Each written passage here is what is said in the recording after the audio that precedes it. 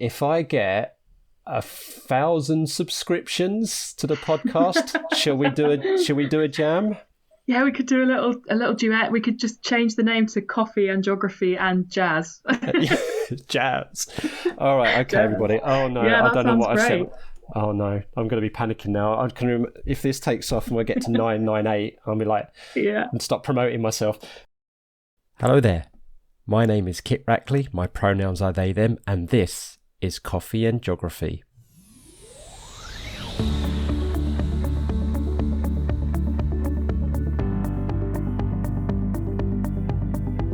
The aim of the show is to get to know, explore and celebrate the diverse and intersectional range of people on this rock we call home and their love and passions of it.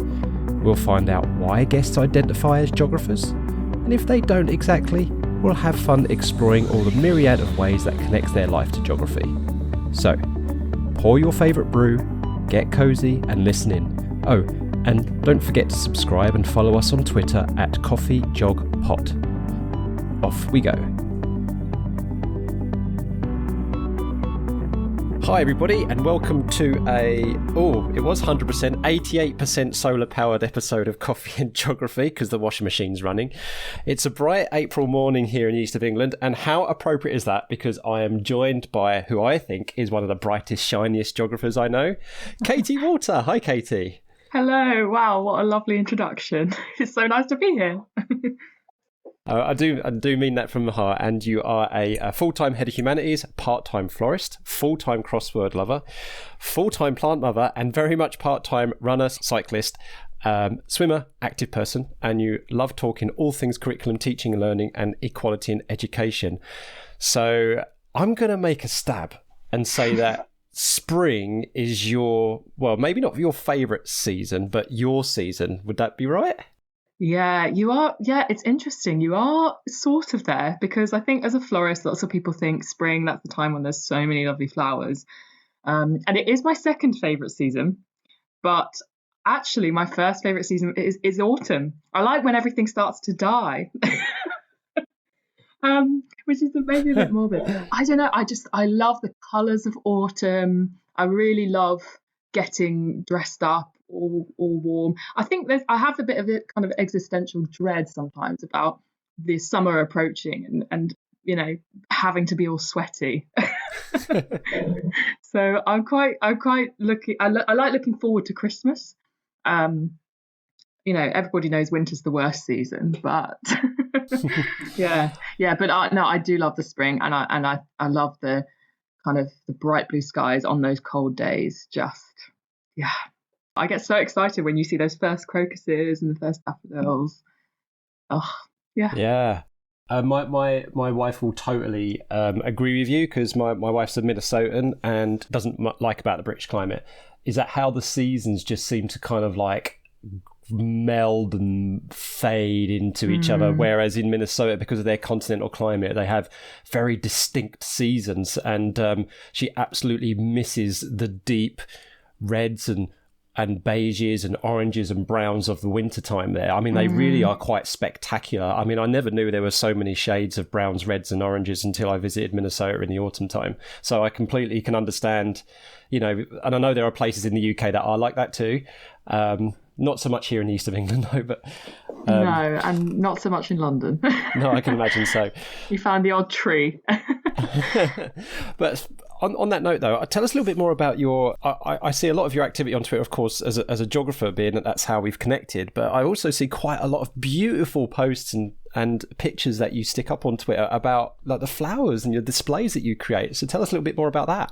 Well, it was actually, floristry was my university job. It was what I did in the summer and Christmas time just to earn a bit of money in a florist. And I loved it. It was so therapeutic. And I'll never forget what one of the workers who worked at the florist said to me.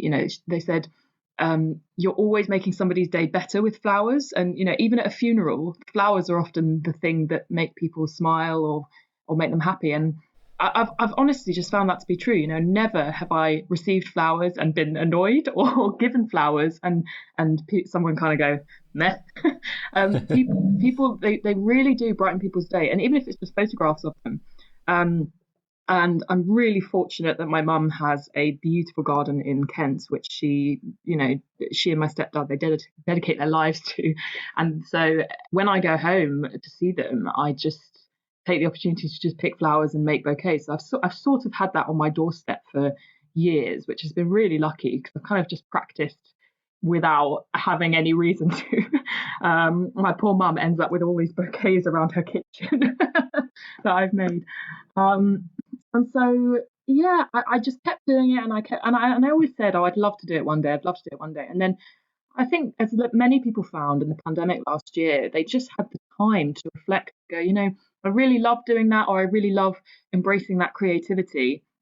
Um, I'm just going to do it. I'm just going to set it up. And so I decided to set up this florist, which obviously I have to do part time. I don't have a shop. I either do it from my kitchen or my partner's living room, and just wherever there's a space to do it. But yeah, I sell through a local cafe, or people just get in touch with me on Instagram to do their weddings. And it's a really, really good way of switching off from school, because I love school and I love teaching, and I'm not sure I could ever fully leave that. But in the future, I could see myself going part-time and doing the flowers on the side, that in that way, because it really is really good therapy. And yeah, I feel very, people talk about mindfulness and switching off. I feel very much like I'm switching off when I'm doing it, and it's all I think about.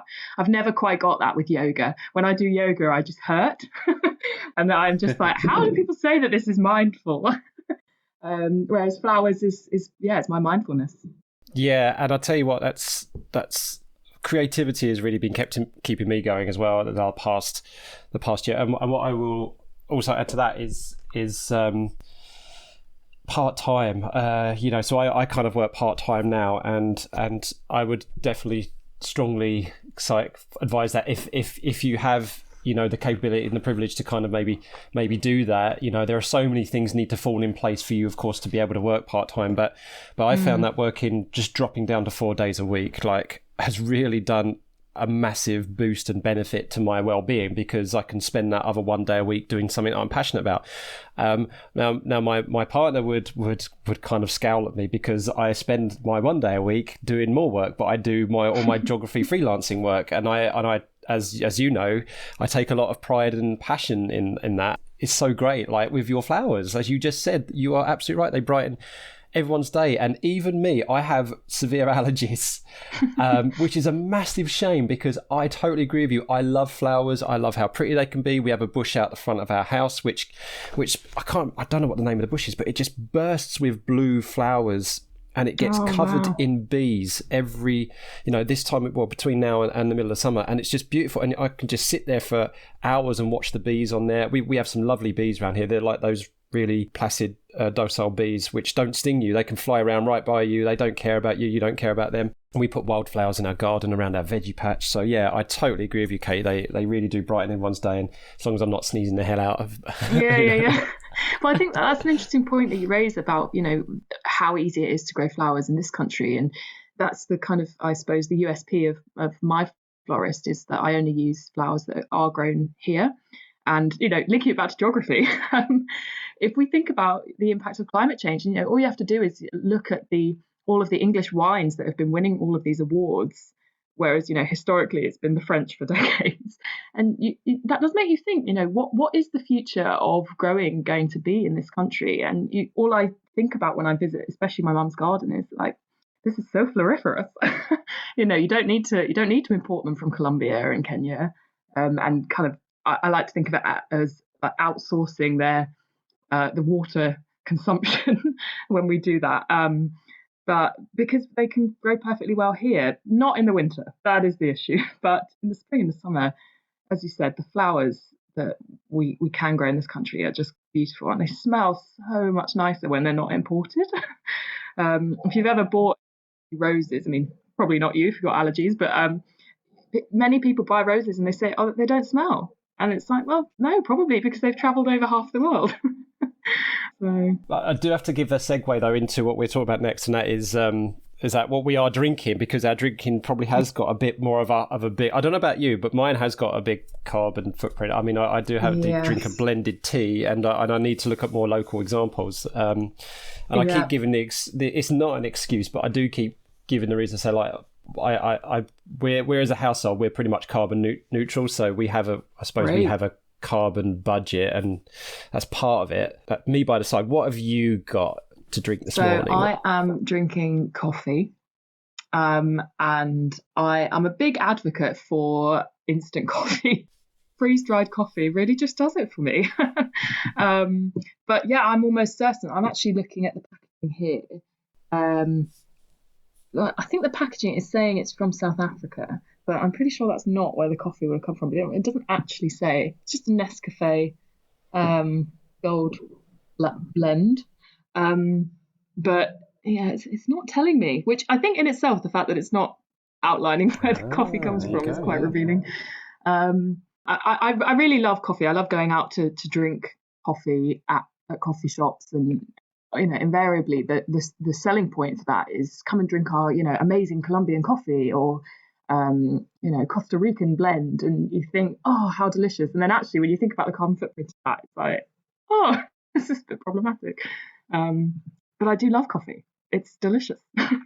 For this podcast, we're actually mapping we're trying to map in the brews that we drink to kind of raise this kind of issue, and and to what extent are each of the brews that we drink are sustainable, both not just environmentally but socially as well. So that's so when this podcast goes out, there'll be a link in the description to the map that we're doing, and then people can investigate. And if they can't find much about what Nescafe are doing, then they can perhaps, if they feel inclined, to challenge them about being more sustainable. So yeah, well, we can definitely look up afterwards. Where does the coffee that goes into their gold blend, where does it come from? Because we definitely need to add it to the map. Definitely. Right, we're going to talk about your sense of place now. Now, you're actually our second guest that we've had that lives next to the London Underground Northern Line. So you're a stone's throw away from Tooting Bec tube station. Yes. And we had Glynis, who was our first guest, who is down the track from you in Morden. Yeah, I know of Glynis. Can you tell us a bit about what Tooting is for you, your identity and your sense of place? Yeah, I moved to Tooting 4 years ago now, and because I got a job there in a school, and so kind of by accident found it as a place that I didn't really have any friends living there at the time. It was never somewhere that stood out to me in particular, other than that most of the people that I knew who lived in London did live in Southwest, so I knew that I needed to be around that area. And anyone from the Southwest will know that it's not that well connected as the tube goes, unless you are on the Northern Line. There's a lot of buses, but yeah, so being on the Northern Line was something I always wanted to do, and my house is actually a 2-minute walk from Tooting tube station, which is so convenient. But it's still about 20 minutes to get anywhere central and then change. So it's not. There was a famous time when I have a lot of friends from Cambridge, because that was where my previous school is, and I agreed to meet them at Liverpool Street. And it took me longer to get across London from Tooting Bec than it took them to get down from Cambridge. Makes total sense, yeah. So that gives you an indication about how well not connected it is. But I love Tooting as a place. It's because it's a bit further out, and because it's not quite as well connected perhaps as some other parts of London. It does feel like it's there's a real community here, and a lot of the places to go out and eat, and a lot of the coffee shops, they're kind of hidden gems, and they're not really that discovered yet, some of them. So I mean, if you just go down the Northern Line, I say down, up the Northern Line, if you travel up towards central London, even just one stop towards Balham, it's definitely it's a bit more gentrified around there. It's much more expensive to buy a house there. So it is creeping out towards Tooting Bec. And actually, I could never afford to buy a house here. It is very much that underground line effect. It's very expensive around this area. I don't know. I just feel like it's maybe got a little bit more character. Can I say say that? I'm sure people from Balham would not agree with me. But yeah, that's what I love about it. I feel like it's really, really diverse. If you want to get a good curry, all you have to do is walk down Tooting High Street, because oh my goodness, the smells from some of the curry shops are amazing, and I love that part of it. I love that you know, you can get so much different cuisine, and there's so many different kinds of people living around here. You know, I grew up in the countryside. I love the country, and I think that is a lovely way to live. But I think I would miss the diversity that you do get in somewhere like Tooting Bec. One thing that's been taking place, I don't know if you're aware of this, but there is been this campaign, this amazing campaign that was headed by Dan Raven Ellison. Shout out to Dan. Hi, Dan. Come on the show, please. And creating the first ever national park city in the world. So London is the first ever national park city. Are you aware of national park cities? Well, it's funny that you bring it up, because not only am I aware, but I've just been accepted to be a ranger for London National Park City, which is so exciting.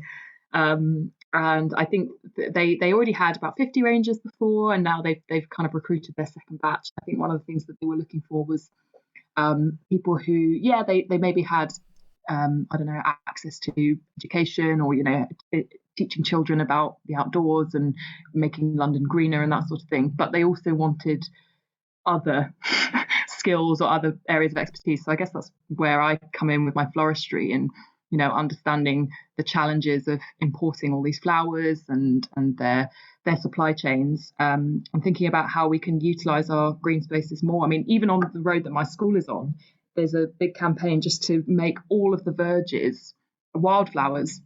And so that's something I'm going to get my school involved in. Again, just, this idea of rewilding London doesn't have to be knocking down buildings and planting, fields in their place. It can be about using the infrastructure that we've got already, or using the landscapes that we've got already, and thinking about how we can make those more friendly places for wildlife, and generally nicer places to be around. I mean, I don't know about you, but I much prefer walking down a street that has lots of flowers and trees on it than, a boulevard style, rather than just a concrete jungle.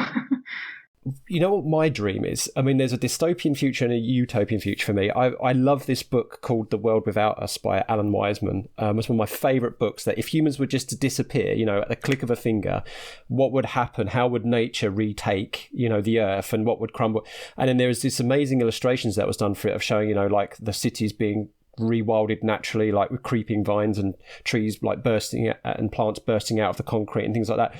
I want to flip that around. I want to see, rather than nature coming back and rightfully taking its place on this earth in a parasitic way, I want to see that kind of happen, but in a symbiotic way with humans.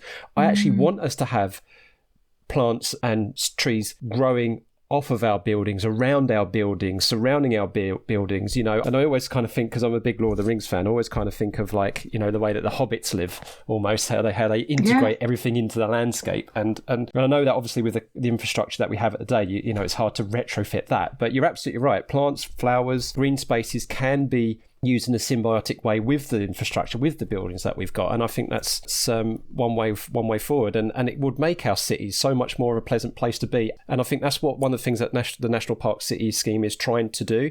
And there's an amazing. I love the tube map. It's a thing of beauty. I love those kind of diagrammatic kind of things. I know you're a lover of maps too, and but the designer Helen Illes produced something called the Green Ground Tube style map, which is amazing.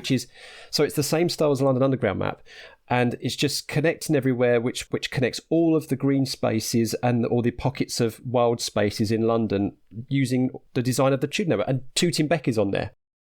Yes, well, I think Ben Bishop on Twitter recently challenged some of the other national park rangers to do a 10k running through as many of green spaces as possible. I think he got 11 on his one.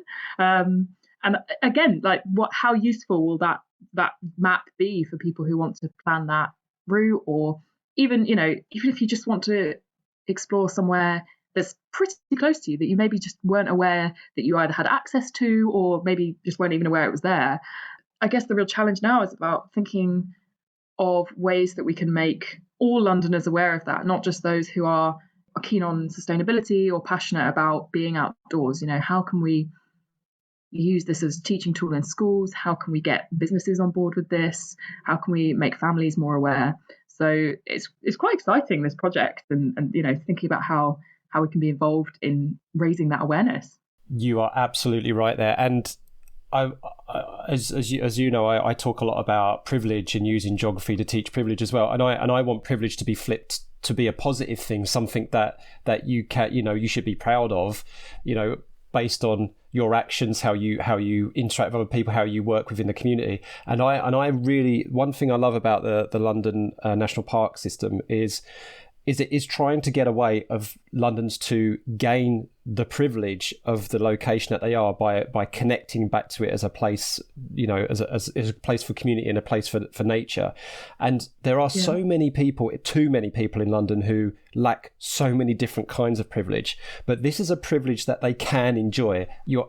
If they are made to aware about it, if they are involved in the process, and so I'm really, really keen to see how the National Park City scheme progresses within the next 5, 10, 15, 20 years, because to get more of these people who feel disenfranchised about the area that they live in, or they don't have that sense of pride and privilege. Yeah, I think you're absolutely right, and I think the word disenfranchise is crucial, and I think the lack of investment on a personal level will be a big part of that. People feeling like there's no point in investing, or they don't have a voice to be able to invest in their spaces. So yeah, I hope that it's a program that will give people a platform and the opportunity to do that. We're going to move on now, and we're going to do something to try and bring an element of organised chaos, and that is some features of the podcast. So we're going to have a go at the first one, and we call this one Jog Your Memory. Got a lullaby there. I don't know why I selected that to be the memory one, but anyway. So we're going to discuss your views about a significant geographical event without me revealing when it took place, and you've got to guess when it did take place. Now, we were both delegates and presenters last week at the Geographical Association's annual conference for geography teachers, academics and specialists. I don't know about you, but I'm still knackered from that. I'm still exhausted. I'm still working through all of the talks that I couldn't go to because they clashed with another one that I wanted to go to. So I've got about a 60 different talks that I still need to catch up with, and I think I've done about 4. So, I mean, it was such a great conference, and given that we couldn't be in person, I think they did a great job, and there's so many really thought-provoking talks. And I guess the challenge is like condensing all the ideas and being like, okay, right, now what am I actually going to do about this? Because I've heard so much wonderful stuff. So yeah, it was brilliant, a really good event, but lots to catch up on. That's always the problem with the GA conference. It's a problem that they won't be able to. I mean, Becky Kitchen tried to do a fantastic job by having this session at the very end about like how to digest everything, and I strongly I would recommend to Becky, actually. She makes that particular session free for everybody, but I just want to give a shout out, and I know you would echo this, to Becky, to Julie, especially to Harriet Brooks and all the team at the GA, to Susan, everybody. You've put in a fantastic amount of effort. You do that every single year, and we're so appreciative of it, and you do so much for the geography community that we really appreciate it. And you mentioned about there's the only one I've managed to catch up on so far is Devika Krishnan's talk From Tigers to Tetra Bags. So From Tigers to Tetra Bags, the empowerment of women in India, and she connected all the way from Bangalore, which was amazing. So thank you, Devika, for doing that. Now, we'll come back to the empowerment of women a bit later, because that's something I know that we're both passionate about. But here's your geographical moment, which we're going to link to India, right? Okay. So if I read this statement out. So way before us, humans were around, India rifted away from Madagascar and moved northwards at a steaming 15 centimetres per year, which is black buck antelope speed in geological terms, right? But what happened next, and when did this occur? Right. Okay. So I'm just going to preface this by saying my dad is a geophysicist and I didn't get his genes. I didn't get, I'm a human geographer, I really am. And so before I give an answer, which is embarrassingly off, I'm just going to say, I'm sorry, Dad. So, right, this is the Indian plate colliding with the Eurasian plate. Am I correct? Got it spot on, yep. Yeah, okay. So geologically, I'm going to say I think this was 50 million years ago. Oh, you awesome. Pretty much spot on. Yeah. So the process started around about 90 million years ago. That's when you really had the movement starting. And the Indo-Australian plate collided with the Eurasian plate around about 55 to 50 million years ago. So absolutely spot on. Good. I know that we kind of appreciate, but I don't think very many people appreciate what a massive, significant geological event that was, because you think about all the natural and human processes that now take place on the Indian subcontinent and how that influences things around the world. It is a massive, significant event. So for example, my specialism, you take weather and climate.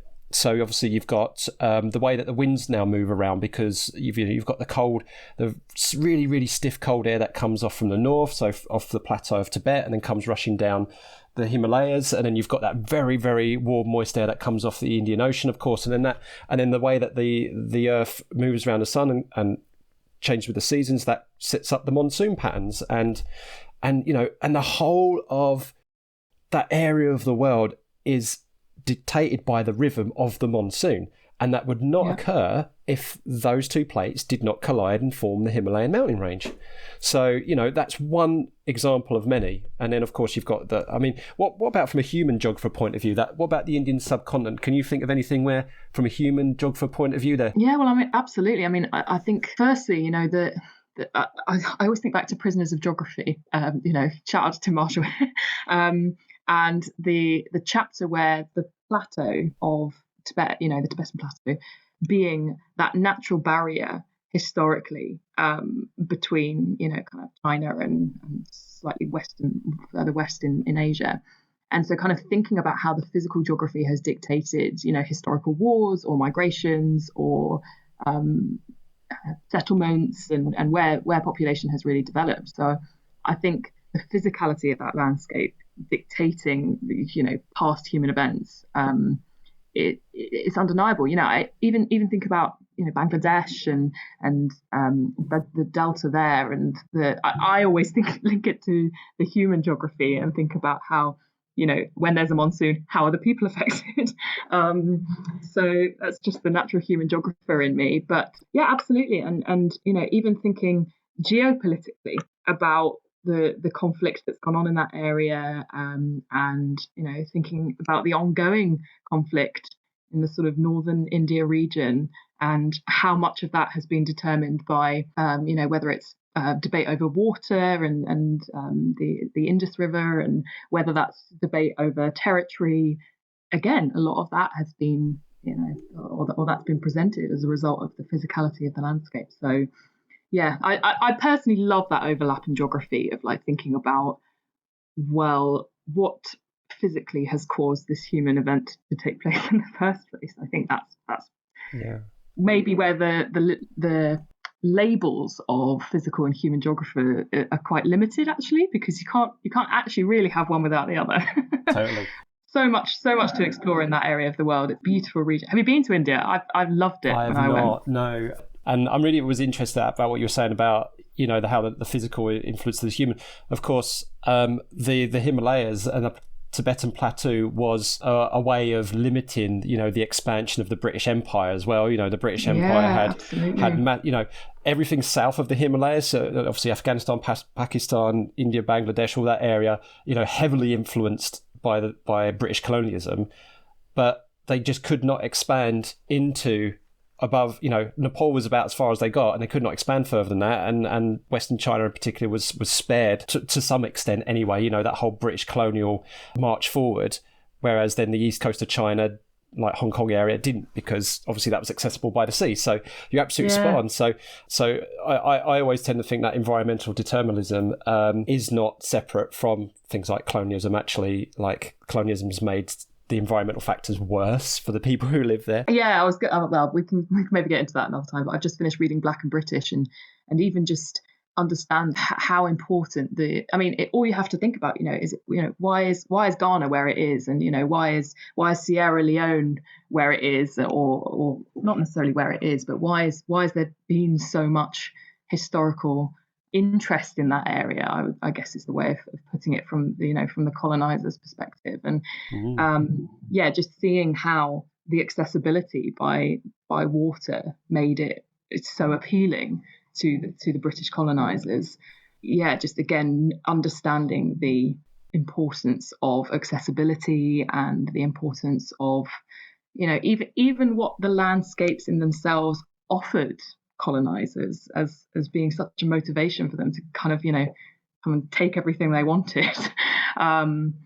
Again, you can't separate those two discussions, I think. I want to talk a bit more about you now. There's something I was already alluded to that we're both very, very passionate about, and that's intersectional feminism. And next month you'll be talking to the wonderful Ellie Hopkins, but better known as the Curious Geographer. So if people just search for Curious Geographer, they'll find Ellie. She's had massive success with the video interviews that she's been doing, and they've been absolutely a boon to any geography teacher and geography student. And you're going to be talking to her actually about feminist geography. And by the time this episode goes out, actually listeners will be able to go back and watch that, because this will come out after you've done that. So let's talk a bit about what being a feminist geographer means to you. Yeah, it's an interesting one. And I've actually had a few, would I say debates? Yeah, I'll say debates on Twitter about it, because I think there are many people who see, feminism with a capital F, they see it as a very political movement and a very loaded word. And like any label or any group, I suppose that there will always be members of that group who abuse it, and so perhaps gives the entire purpose a bad name. But for me, having done a lot of reading at university about feminist geographers, because historically and even to this day, the discipline of geography has been very white and very male, and that those who are informing the discipline, it's not been the most diverse discipline historically. And so my starting point from the university was learning about what those different perspectives were, and who was adding to the body of knowledge of geography, and what perspective were they coming from. And I remember doing particular focus on, and I forget who the geographer was, but one of their pieces of research was on access to place, particularly from the perspective of disabled people. And we had to try and go around campus in a wheelchair and see how difficult it was in that space and in that landscape and in that place to navigate that just in a wheelchair. And again, the reason I bring that up is that perhaps that's not something that immediately springs to mind when people think about feminist geography, space and access to place. But actually, it was thanks to the contribution of those feminist geographers that we started to explore, who is being excluded from these places, and who is not being represented, and that word disenfranchised that we talked about earlier, who is feeling disenfranchised and why, and what can geographers do to explore that or unpick that a bit further. And I don't know if you've read Invisible Women by Caroline Criado Perez. I mean, that is just an absolutely mind-blowing book. And she, the whole premise of it is talking about the data gap, the gender data gap between how the world has been built historically for men. And sadly, geographers have also, again, historically, fallen foul of that kind of gender gap, and only really thinking about how, certain spaces have been created with men in mind. And so for me, it's about making geography as inclusive as it can be.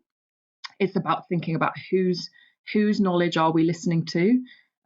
We all saw that page in that textbook of the various perspectives on climate change, and all of them were men, and I think all but one were white men. And that was 2020 or 2019 that was published. We've still got a long way to go to make everybody feel represented.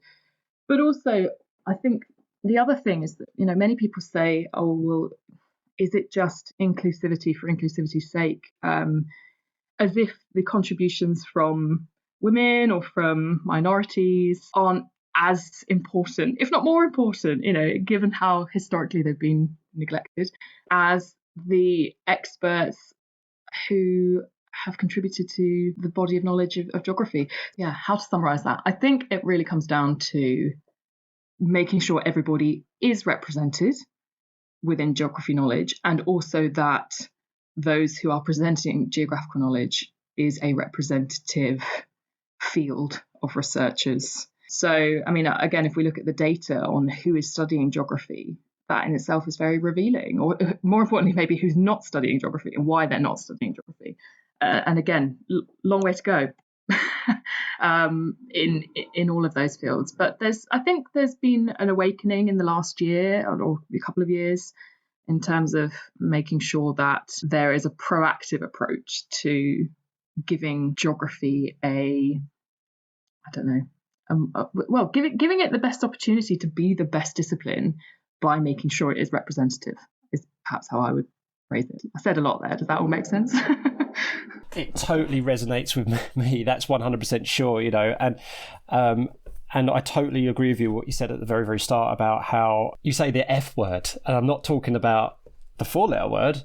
I'm talking about feminism and how it sometimes has that same taste in the mouth of some people. And it's ridiculous because it was years ago that I was listening to BBC Radio 5 Live, and it was a talk about, what is feminism? And they interviewed people on the street about what is feminism, are you a feminist? And mostly the men said, no, I'm not. Okay, do you think, there should be an asked questions, which basically is the definition of feminism? And then and then whoever it was said, well, you're a feminist then. But it was just that word that seemed to kind of make them recoil. And yeah, and you're right, there are elements of the community which are, for me personally, as a trans person who feels that they cannot be feminist with their exclusionary attitude, shall we say. And then the other thing you mentioned about kind of the patriarchy and that side of geography, and you're absolutely spot on, because geography as a subject, as an entity, I think it was it was in a book by Painter and Jeffrey, I think they released in 2009, where they said something along the lines of, geography stemmed from colonialism and patriarchy, because it was a way of spanning the world, getting to know the world, through cartography, shipbuilding, navigation, as a way to expand this patriarchal kind of empire notion around the world. And that's how geography was born. And it seems we still have that in our core.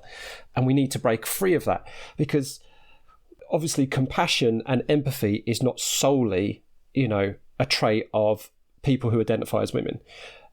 We know that, but it's still, it's quite clear to me that there is more of a chance that compassion and empathetic actions take place when you have more voices that are women. You take what's happened, New Zealand's COVID response has been far more empathetic, has not just been, with Jacinda Ardern, it's not just been robust, staunch, and strict, but it's been very compassionate and very empathetic as well. And they've done a great job because of that. And then the other thing as well, as one of the number one ways of dealing with climate change, believe it or not, to draw carbon out of the atmosphere, is the empowerment of women and girls. Countries which empower women and girls tend to decrease their carbon emissions more quickly than countries that don't. And of course, what do we call this earth? We call it Mother Nature, Mother Earth. I have my own answer, but I like to think all the listeners listening, why do we call it Mother Earth? Why do we call it Mother Nature? Just have a ponder of that and see what answer you come up with. I'm going to leave you talking to that in more depth with Ellie Hopkins, the curious geographer, about feminist geography, because we could go on it for ages on here, but we'll leave it to that. Okay, couple more things we're going to do to finish off for the last few minutes is that we've got. I'm going to ask you to spill the beans now. Ooh. You play the piano and used to sing in a jazz band. Now, I've missed a trick here because I used to play the tenor saxophone. Oh, And I haven't picked it up for years, and like all my reeds are dusty and split, and it's going to sound like a squeak rather than a toot. But so we could have had a go at jamming, but that's an opportunity missed. we could have done. Yeah, that's a shame. That one for another podcast. I'd say, well, okay, right. If you have the right to decline, right, because I don't want to put you on a pedestal, but let's say if I get 1,000 subscriptions to the podcast, shall we do a jam? Yeah, we could do a little duet. We could just change the name to Coffee and Geography and Jazz. Jazz. All right, okay, everybody. Oh no, yeah, I don't know what great. I said. Oh no, I'm going to be panicking now. If this takes off and we get to 998, I'll be like, and stop promoting myself. Oh, then I'm going to have to dust off that sax. Okay, so tell us a little bit about that past then. So you got a bit of piano and a bit of jazz in you. Tell us a little bit about how you got into that. Well, do you still do any of it? You know, I don't. And in fact, the piano that I have is at my mum's house. I don't even have it in London. It's very hard to transport a piano. As anybody who's ever had Stick one it on the will Northern know. Line. Well, I'm not sure I'd be their best friend if I did that. But, very expensive as well. So expensive and time consuming. But yeah, when I I come from a very musical family, and really my brother is the real musician. He's somebody who can he hears a note and he can tell you what it is. He's that kind of good. But my mum was very musical. All of her side of the family were very musical. So we've always just had a very loud, singy, shouty at times family, which has made for we've had lots of really lovely occasions where we've all just kind of burst into song. It feels a bit kind of Von Trapp family at times. That was the first thought that came to my mind as well. Yeah. Which is very wholesome and maybe a bit sickening, but it is meant that I always was, again going back to that idea of privilege. I was very fortunate that my mum paid for me to have piano lessons, so I learned how to play piano, and I never officially learned to sing. We just I didn't have any lessons, but we just always sort of did it, and I was part of a choir at school, and we did a lot of singing in the jazz band. But I don't know why. I mean, I did music at GCSE, but I always just sort of wanted to keep it as a hobby, and I didn't really ever want to go down that route of doing it a bit more formally. But I've done quite a bit of busking on the underground before, especially with my brother. He plays the guitar and I sort of sing, and so it's good to know that if I do ever fall on really hard times, I've got that to fall back on. Just go and sing my heart out and hopefully make a bit of money there. But yeah, it's not something that comes up very often because it's so separate from either geography or floristry. I have almost wondered whether there's a gap in the market for a singing florist, but I think that would be very niche. Yeah. That's it. When you go down to part-time, you're going to start filling that niche as the singing florist geographer or something like that. Yeah, exactly. I'm sure there's some demand somewhere for that. Oh, that's absolutely lovely. We're going to have to bring it to an end now, which is every single episode I'm like, no, I want to carry on chatting more, but we're getting to that time now where we're reaching like podcast limits. So as we come towards the end of each episode, I like to get the guests to think of a single word topic that I and the guest on the next show have to try and link to geography. Now, last episode we had the fabulous Victoria Fernandez, who gave a lovely answer to the word hope, which was set by David Alcock the episode before. And so the word doesn't have to be abstract. It could be an object, it could be a person, it could be whatever, right? But Victoria decided to continue with an abstract word. Right, so we've got to try and link to geography. So we're going to bash out all the ways we can link the word challenge to geography. Okay. Right, I'll give you what I should do now, because I've gone straight into it, and I should really give the guests a bit of thinking time. So 5 seconds to think while I ramble on, and then I'll start the 30 seconds. Are you ready? Yeah. Okay, so the word challenge, linking to geography, go. So my first thought is going to be the challenge of lack of access to resources, which we might teach about. And the next one is going to be challenge to challenging landscapes that people live in. I'm thinking of volcanic eruptions and hurricanes and the challenges that people are presented with there. As a geography teacher, I'm thinking about challenge in the classroom and how we can stretch and challenge our students to think about geography from a that's really hard. Yeah, it is tough, isn't it? It is really tough. Yeah, that's a good word. It's a very good word. Yeah, but because it's, you could go at it at so many different angles, and actually all of our guests have had trouble with any word, not because they can't think of anything, it's because they can come at it at so many different angles. And actually everyone, this is the 5th episode now, and I think everybody has picked up on my game now, and that is, we know what you're trying to do here, Kit, aren't you? You're trying to prove that we can link anything to geography. And hopefully I'm succeeding now. But anyway, before we shoot off, Kate, so you can think of something somewhere, and it's hard for us geographers to come up with something that can't be linked to geography, but we'll give it our best shot. So what do you think, what word, phrase, name, whatever do you want to pose to our next guest? I mean, it's going to have to be feminism, isn't it? Yes. Okay. Well, I know who the next guest is, so that's going to be a fantastic word. So, okay. Yep. We'll go with feminism. Well, I look forward to hearing that. Brilliant. Okay, so to finish off, Katie, can you let everybody know how people can find you on social media? Yeah, so if you follow me on Twitter, it's at Educaiti, which is spelled EduCaiti.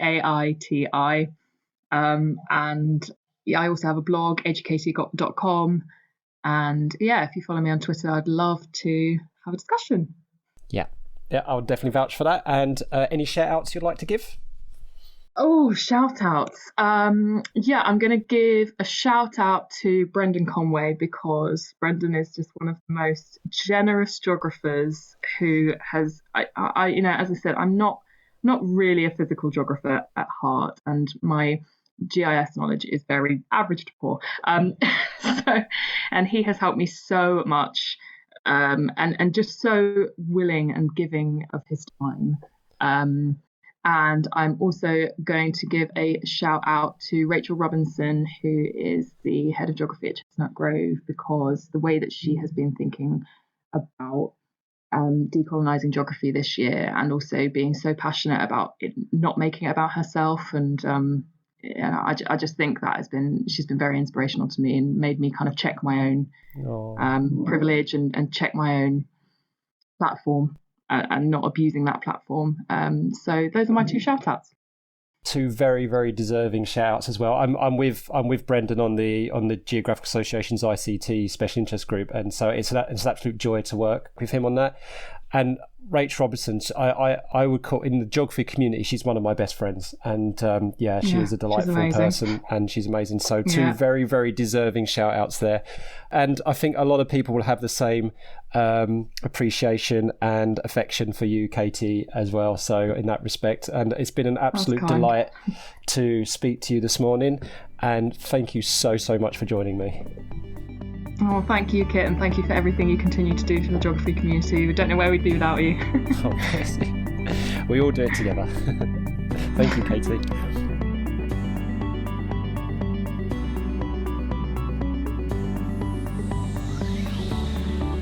Thank you so much for listening. We hope you had fun. If you haven't already done so, please subscribe so more stories and experiences can drop into your favourite podcast app.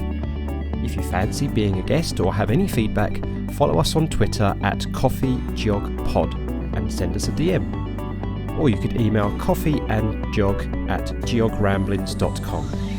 Until next time, keep geogging.